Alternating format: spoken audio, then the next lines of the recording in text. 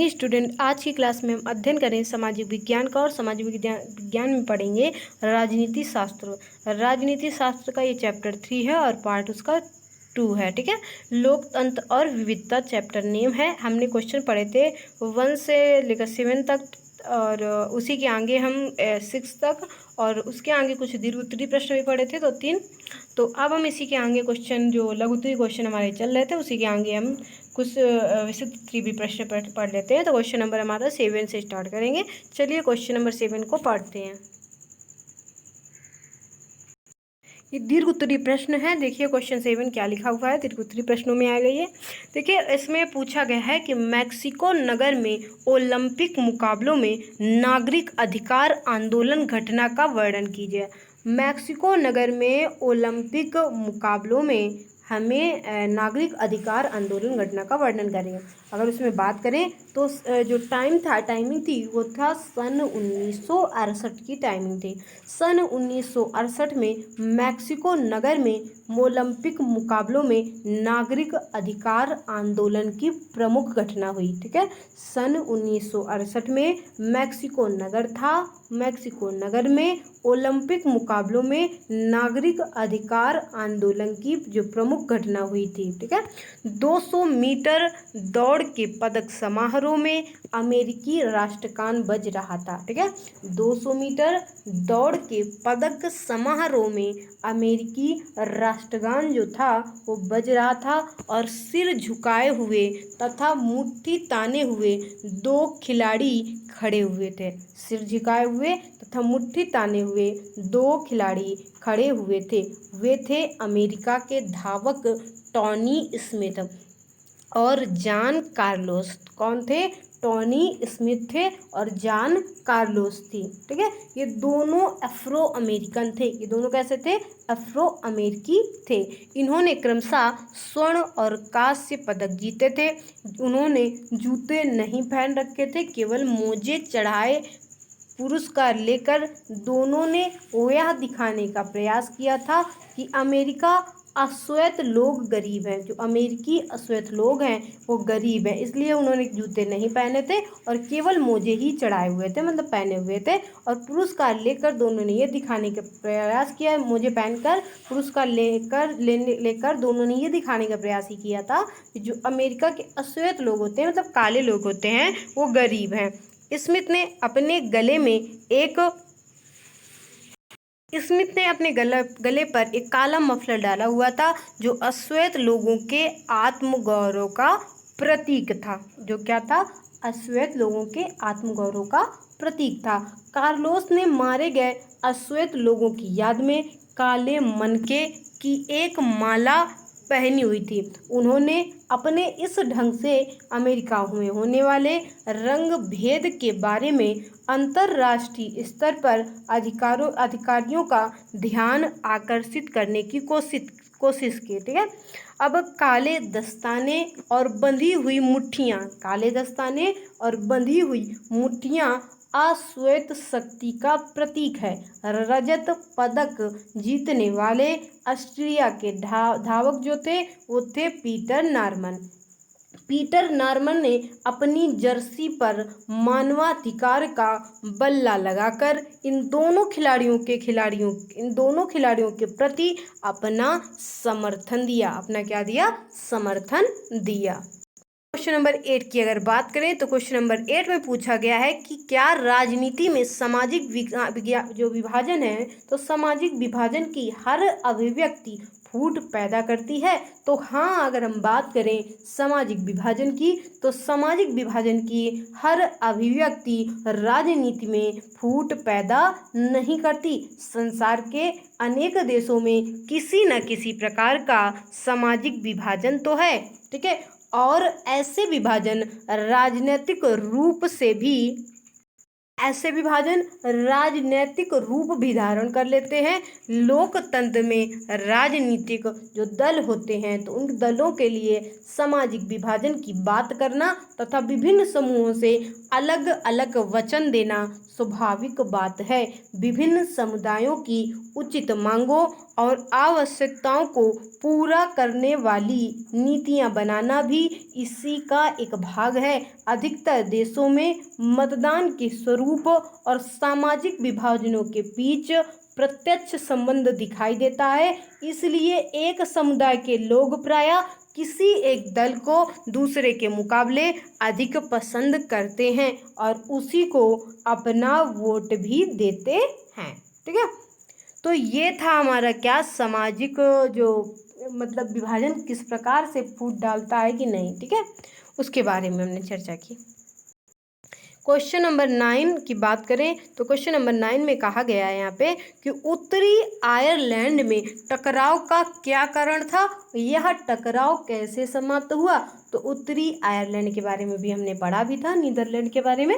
ठीक है, तो इसमें उत्तरी आयरलैंड के बारे में चर्चा करनी है। उत्तरी आयरलैंड ग्रेट ब्रिटेन का एक अंग है जो काफ़ी समय से हिंसा, जाति कटुता और राजनीतिक पकड़ का शिकार रहा है।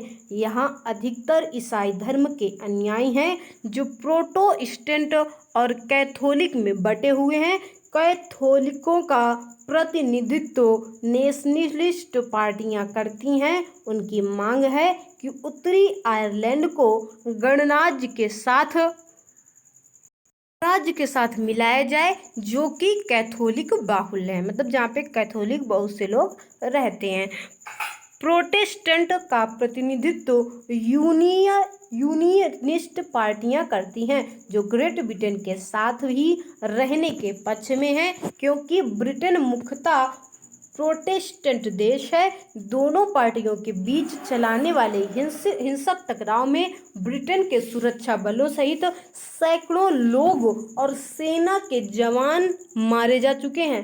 1998 में ब्रिटेन की सरकार थी तथा नेशनलिस्टों के बीच शांति समझौता जो था वो हुआ था। ठीक है, 1998 की जो ब्रिटेन की सरकार थी और नेशनलिस्ट थे उनके बीच में शांति समझौता हुआ था, जिसमें दोनों पक्षों ने हिंसक आंदोलन बंद करने की बात स्वीकार की थी।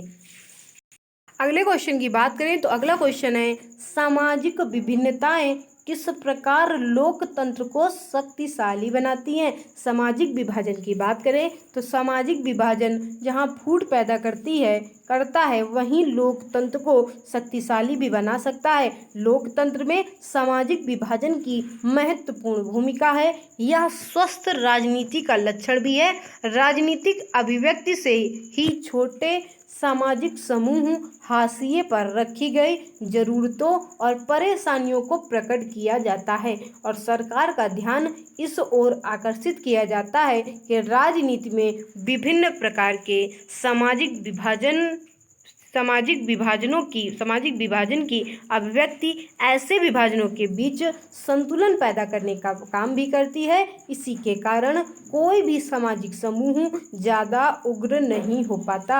ऐसी स्थिति में लोकतंत्र जो है वो शक्तिशाली ही होता है। ठीक है, लघु उत्तरी क्वेश्चन जो हमारे थे वो समाप्त हो गए। हम अति लघु उत्तरी प्रश्नों का अध्ययन कर लेते हैं। अति लघु उत्तरी में पहला प्रश्न है हमारा पूछा गया है कि मैक्सिको ओलंपिक जो हुए थे वो कब हुए थे। तो मैक्सिको ओलंपिक 1968 में हुए थे। किस सन में हुए थे? 1968 में। दूसरा क्वेश्चन है कि अमेरिका में नागरिक संरक्षण अधिकार आंदोलन किसने शुरू किया था। तो अमेरिका में नागरिक संरक्षण अधिकार आंदोलन शुरू किया था मार्टिन लूथर किंग जूनियर ने। किसने शुरू किया था? मार्टिन लूथर किंग जूनियर ने। अगला क्वेश्चन है कि अश्वेत शक्ति आंदोलन कब से कब तक चला। तो अश्वेत शक्ति आंदोलन 1966 से 1975 तक चला। कब तक चला? 1966 से 1975 तक चला था। आगे बात करें क्वेश्चन नंबर 4 की, तो अधिकतर सामाजिक विभाजन किस आधार पर होता है। तो अधिकतर सामाजिक विभाजन जन्म के आधार पर होता है। हमारा 5 नंबर क्वेश्चन है कि जब सामाजिक अंतरों का एक सेट सामाजिक अंतरों से कमजोर हो जाए तो उसे क्या कहते हैं? तो उसे कहते हैं क्रॉस कटिंग। दूसरा क्वेश्चन, समाज का वह रूप जिसमें एक ही प्रकार के लोग होते हैं क्या कहलाते हैं? तो वो क्या होते हैं? समरूप होते हैं।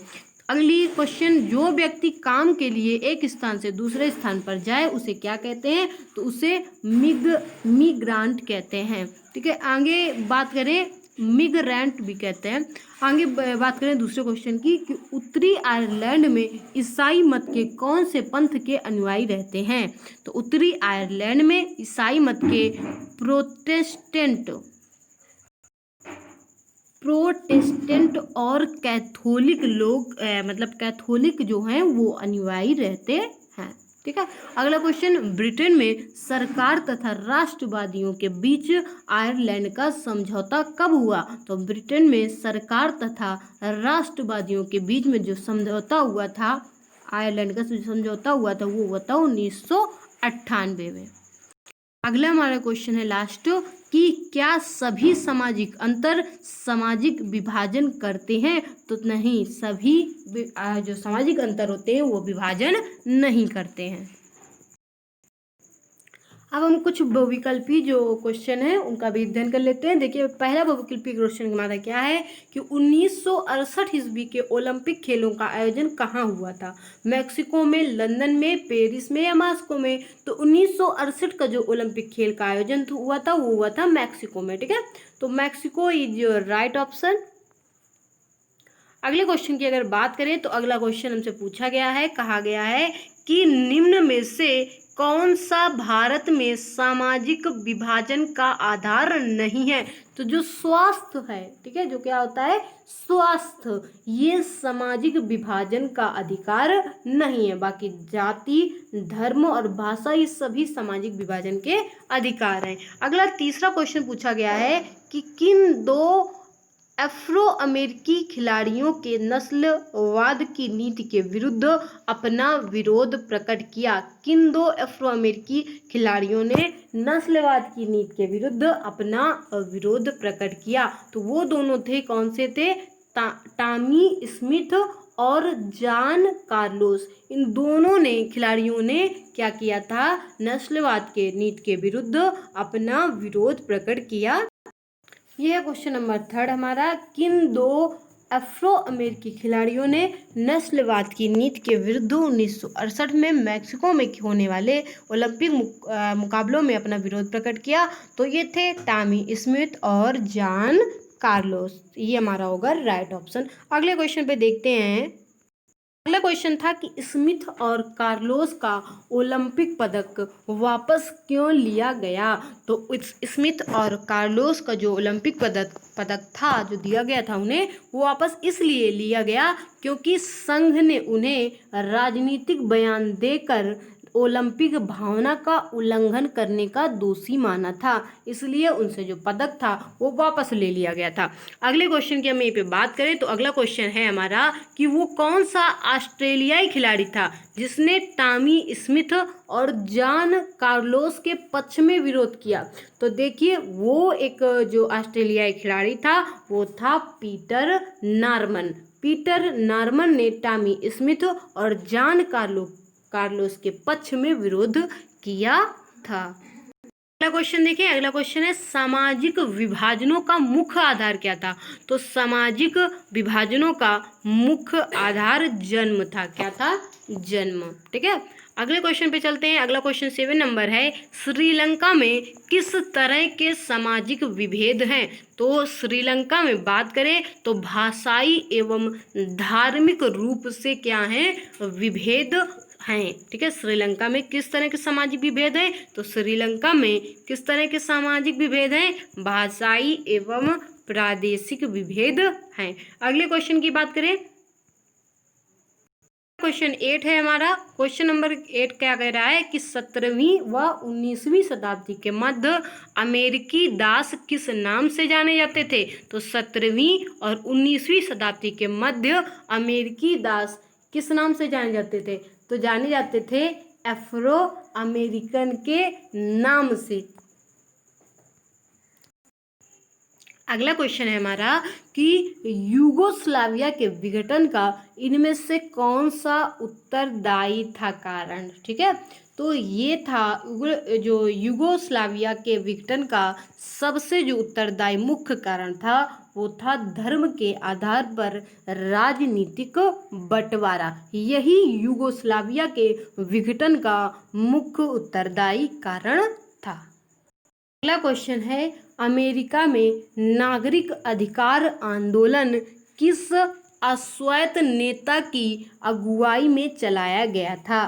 तो अमेरिका में नागरिक अधिकार आंदोलन मार्टिन लूथर किंग जूनियर की अगुवाई में चलाया गया था। तो यहीं से हमारे जो बहुविकल्पी प्रश्न होंगे वो फिनिश होते हैं। क्वेश्चन जो हमारे थे वो कंप्लीट हो चुके हैं, मतलब जो एक्सरसाइज थी हमारी, मतलब जो हमारा चैप्टर था 3 वो हमारा कंप्लीट हो गया है। अगले चैप्टर का अध्ययन करेंगे हम चैप्टर 4 का। ठीक है, तो कल की क्लास में हम अध्ययन करेंगे चैप्टर 4 का। क्लास मतलब जो हमारी चैप्टर 3 था वो एंड होता है यहीं से।